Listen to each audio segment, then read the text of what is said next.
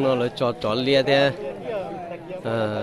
đất từ đầu nó để xem không chống của nó đó rồng sấy cờ đó để xem đất từ nhá đâu tận nó đó họ cho trâu tận nó đó bây giờ tụ chặt lia nè sẽ ở tận nó mà nhiều e nữa tròn đâu mà vô rồng sấy nó này sẽ là chậu sấy kia sẽ đâu rồng trà nữa tụi nó nhưng giờ tụi nhu cũng đón bè nhớ tới chèn lò nữa và tụi đó từ bây giờ ôn đây nhớ tới chèn lò ra lấy vô là tôn tế là lò thì nó lấy vô tàu lò là ở tụi nó cũng đâu cái cầu đó lên từ bỏ chậu sấy sẽ nó sẽ dùng đầu rồng đi chả nữa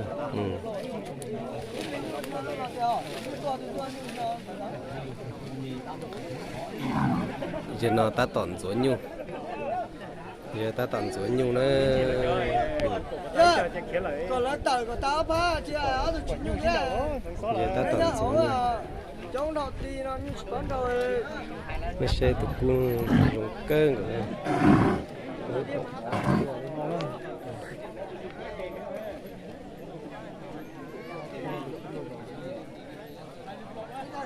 đó tự nhiên nó loại gì dạng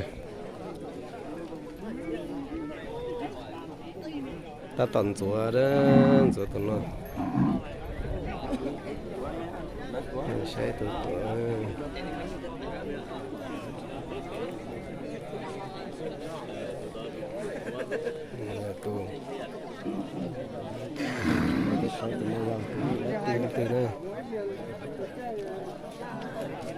giờ ta tạo hình cú đó tụi nó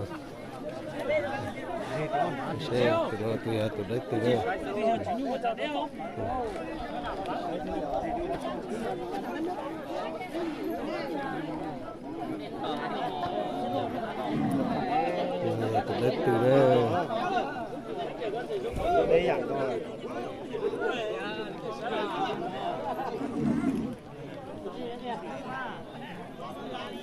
cho nó vô tí cho nó chỗ tàn trò nó bút cái đây á chọn đâu ta xí nó này xe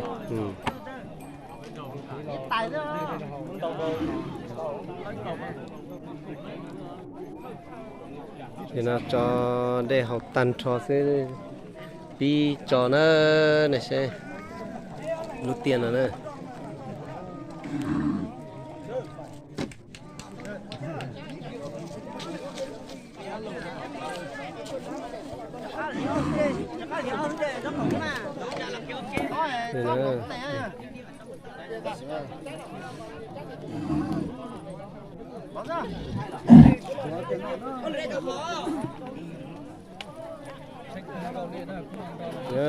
không nó cũng e nữa giờ nó đầu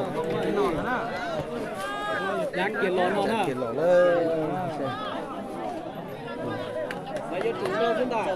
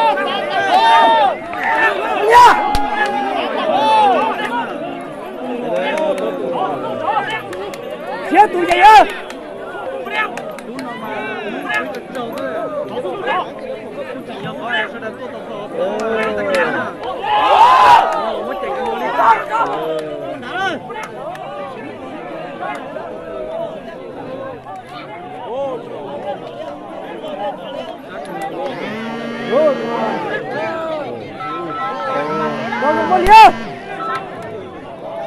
Tung điên à con. Để tàu đi ra đi.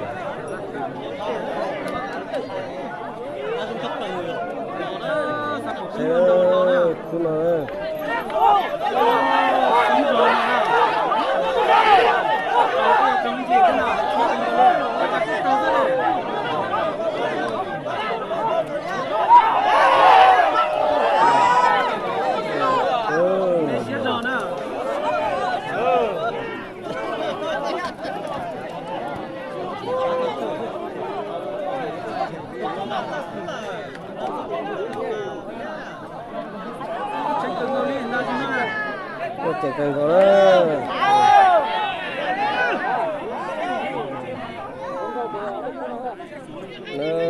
Nó sẽ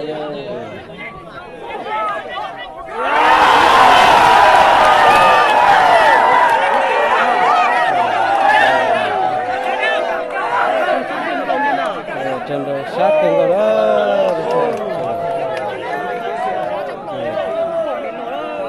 Sát một mớ đó để xem.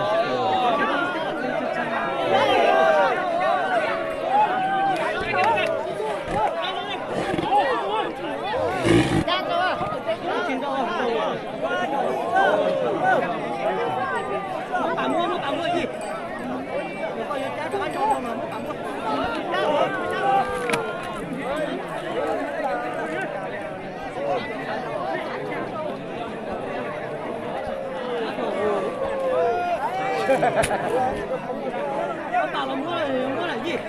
Tao mua này. Nó tặng này. Cái này tụi nó có tiền để tao nữa. Nó tặng mua. Tiền để cho tao cái này luôn.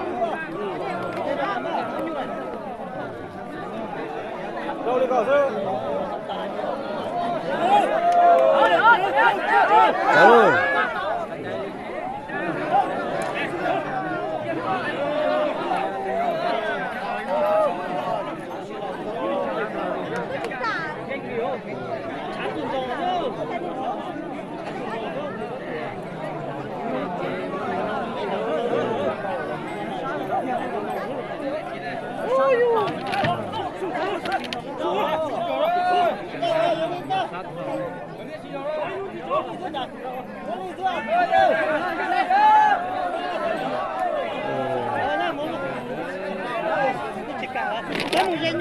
Cái gì đâu đi hả?